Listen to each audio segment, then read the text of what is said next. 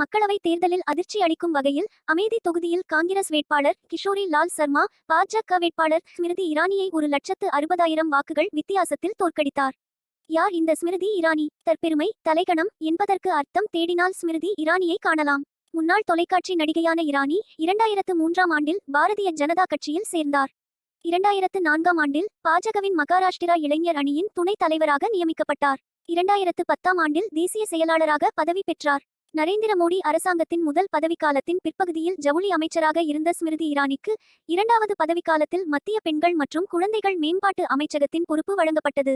2014 மக்களவைத் தேர்தலில் ராகுல் காந்திக்கு எதிராக அமேதி தொகுதியில் 1,07,923 வாக்குகள் வித்தியாசத்தில் தோல்வியடைந்தார்.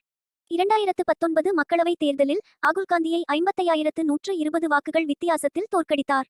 ஆனால் 2024 மக்களவைத் தேர்தலில் கிஷோரி லால் சர்மா ஸ்மிருதி இரானியை